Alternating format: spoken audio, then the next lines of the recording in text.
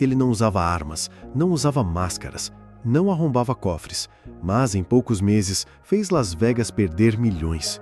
Era apenas um estudante, com uma mente brilhante e um plano que ninguém previu. Enquanto os cassinos riam dos apostadores, ele os desmontava, carta por carta. Mas até onde vai alguém quando descobre que pode vencer o sistema? E o que acontece quando o sistema decide se vingar?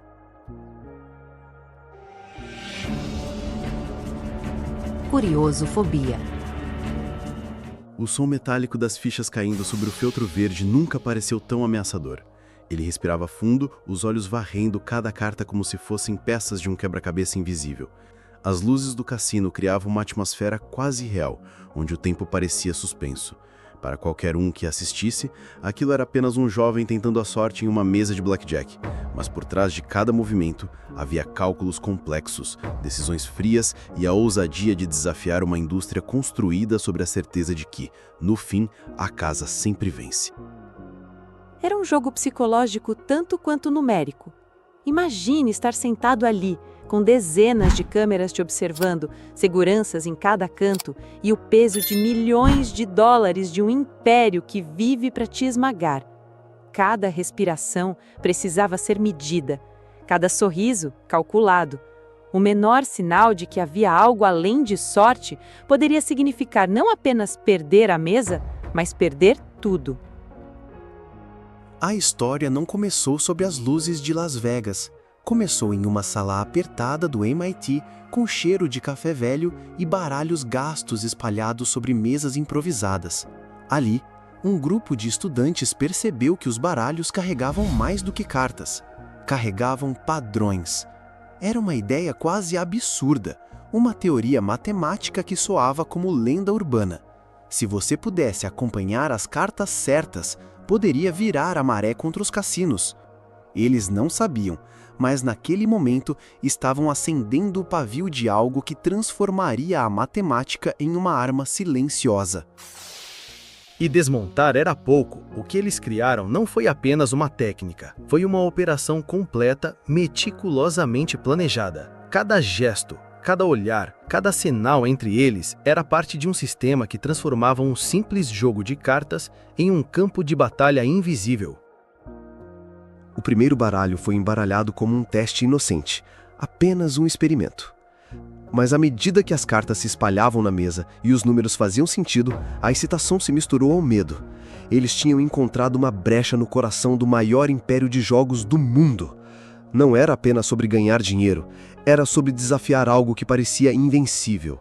O som das cartas deslizando era como o eco distante de um futuro perigoso. Eles não estavam apenas lidando com probabilidades, estavam enfrentando um inimigo que vigiava cada movimento. Os cassinos eram fortalezas, construídas para detectar qualquer sinal de ameaça. Você não precisava apenas ser inteligente, precisava ser invisível. Quando chegaram a Las Vegas pela primeira vez, o choque foi imediato. O barulho ensurdecedor das máquinas caça-níqueis, o cheiro de cigarro, as luzes piscando como um universo paralelo. Nada naqueles corredores dourados parecia humano. Eles não eram jogadores, eram infiltrados. Cada um com um papel ensaiado, o ousado que arriscava, o silencioso que observava, o distraído que confundia. Em meio ao caos colorido do cassino, existia uma coreografia invisível que apenas eles conheciam. Era quase uma operação militar. Os cassinos acreditavam estar lidando com azar e superstição. Mas o que realmente estava na mesa era uma fórmula. E fórmulas, quando bem aplicadas, não falham. A primeira noite foi um mergulho num abismo.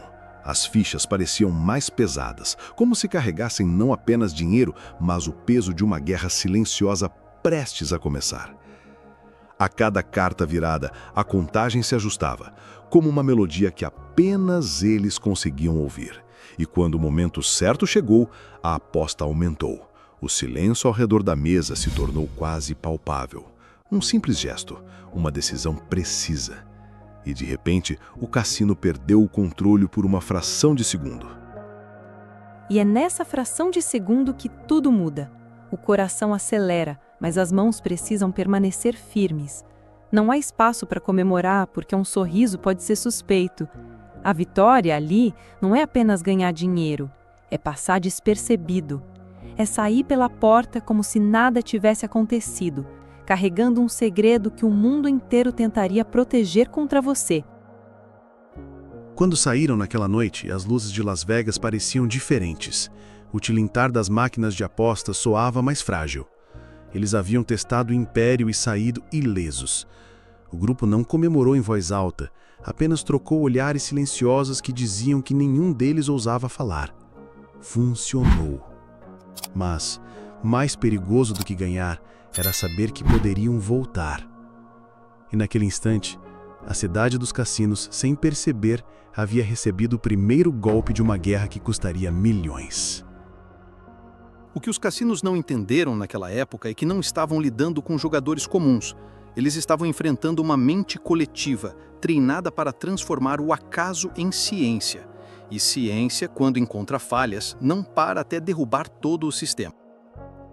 O plano havia nascido como um experimento. Naquela noite, tornou-se uma missão.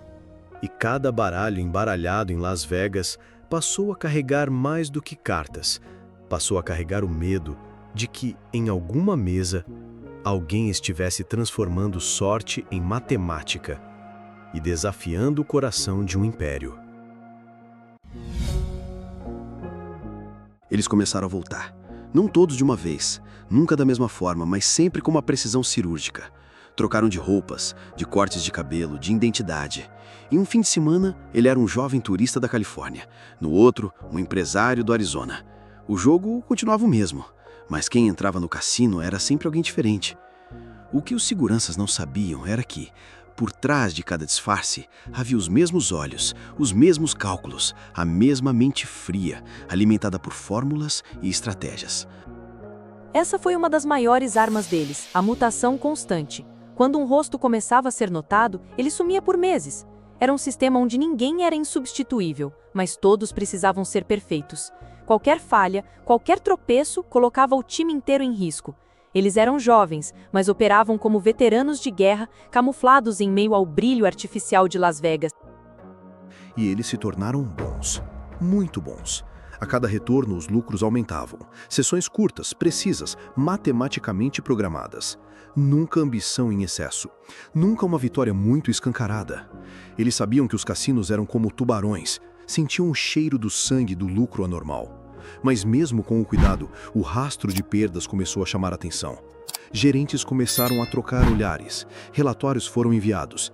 Imagens de segurança começaram a ser comparadas. Os cassinos perceberam que havia algo errado, mas ainda não sabiam o que. O problema é que eles procuravam o tipo errado de criminoso. Eles estavam acostumados com golpistas óbvios, com trapaças visíveis.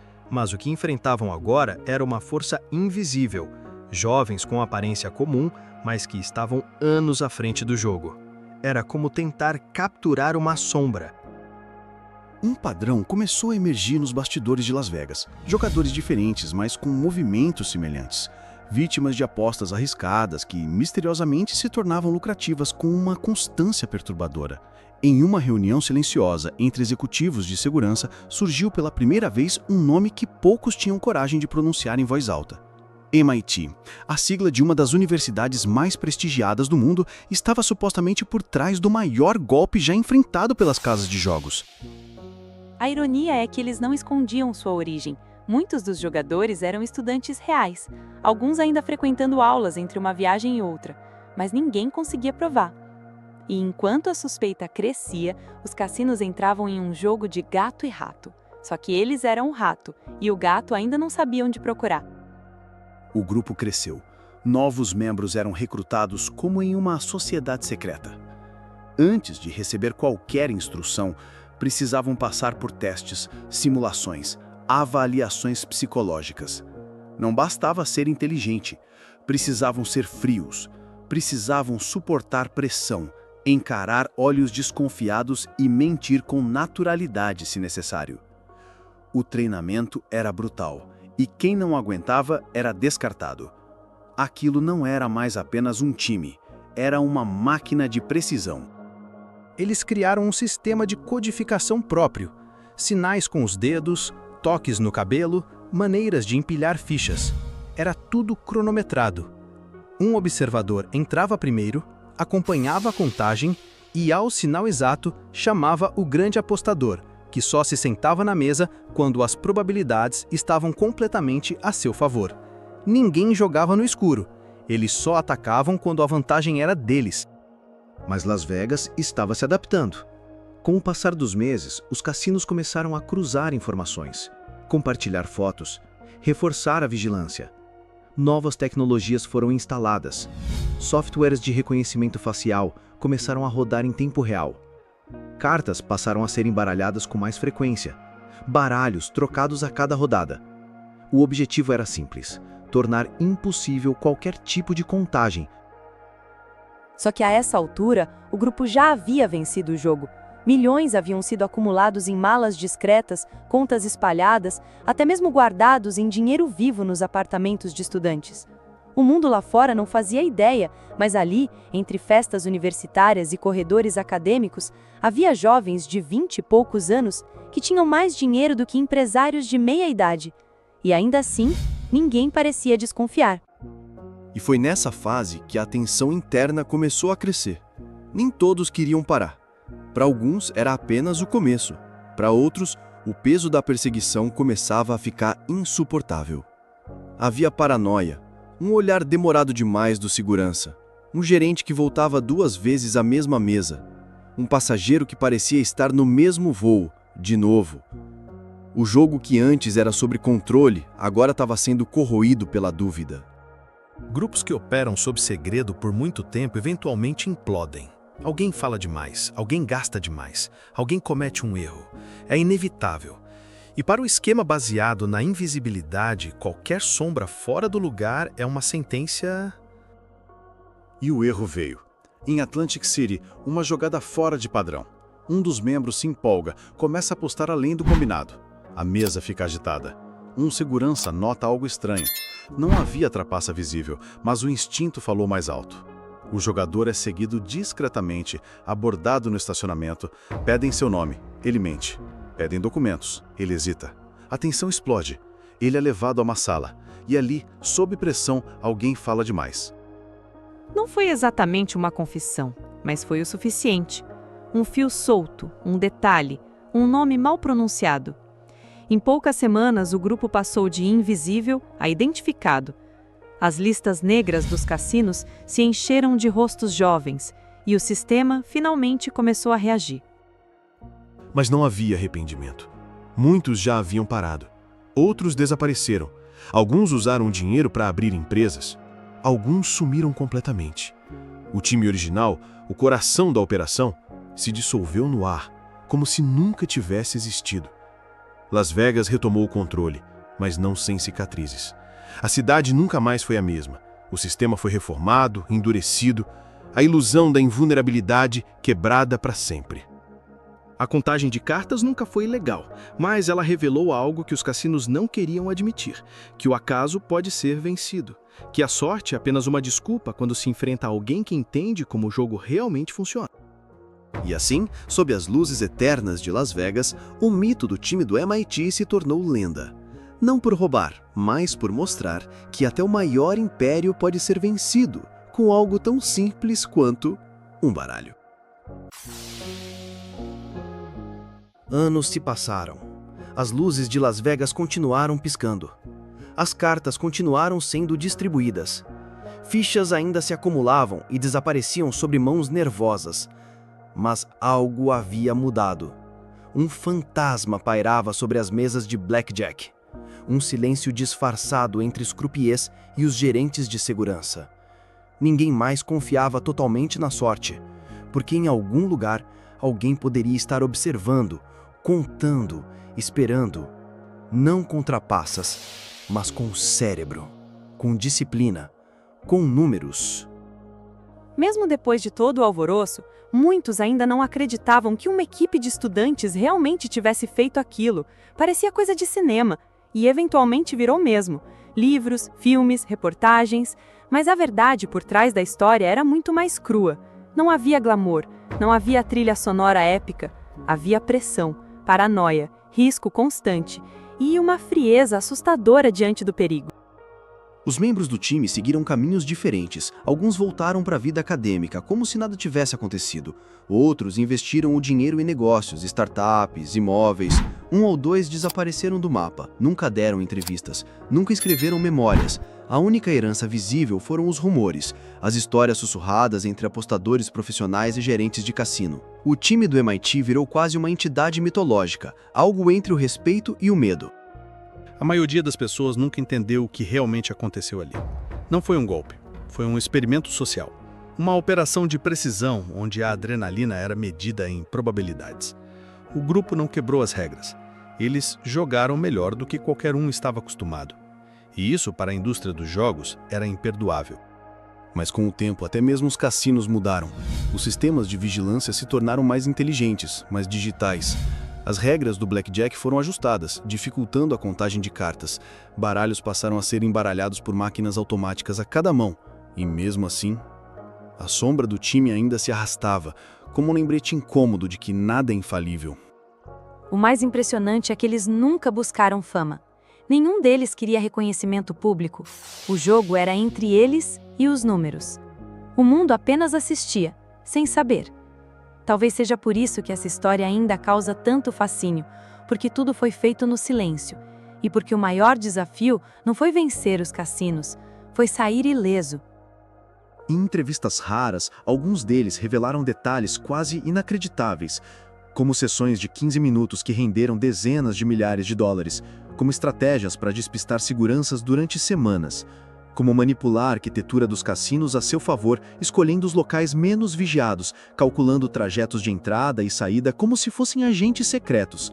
E, acima de tudo, como lidar com o próprio medo. O medo de ser pego, de ser exposto, de ver tudo desmoronar com um simples deslize. Eles não eram trapaceiros, eram estrategistas. O tipo de pessoa que enxerga o mundo como um grande sistema a ser decifrado. E decifrar o cassino, com toda a sua ostentação e arrogância, foi mais do que um feito matemático. Foi uma declaração silenciosa de que a inteligência, se bem aplicada, pode romper até mesmo as muralhas mais sólidas do poder.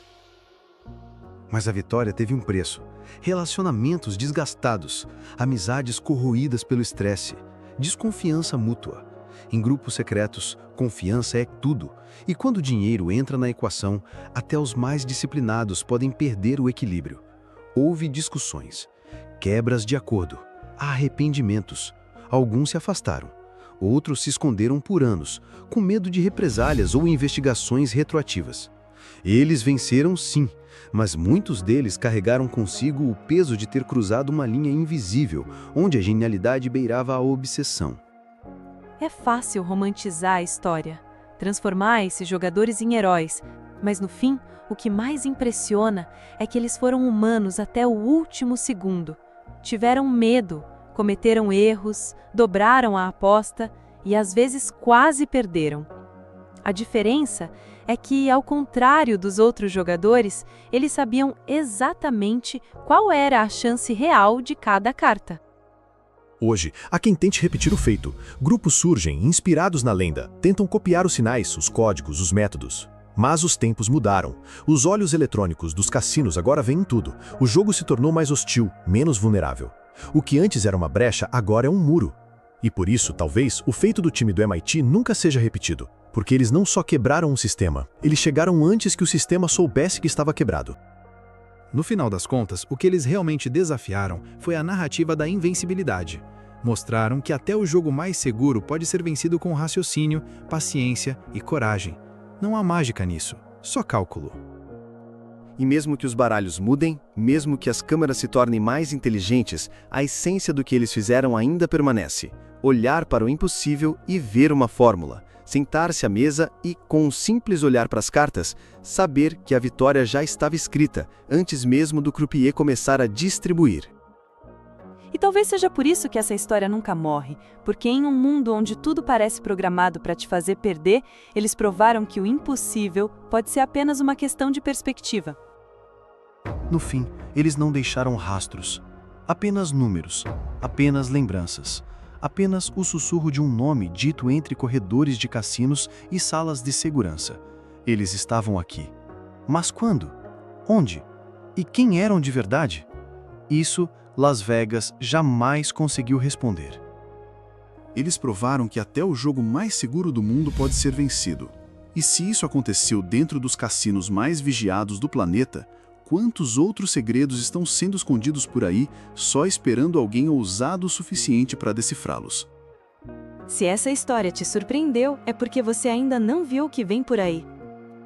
Curiosofobia está só começando. Inscreva-se, ative o sino e prepare-se para descobrir verdades que parecem mentira, mas são tão reais quanto a próxima carta sendo virada em uma mesa de apostas.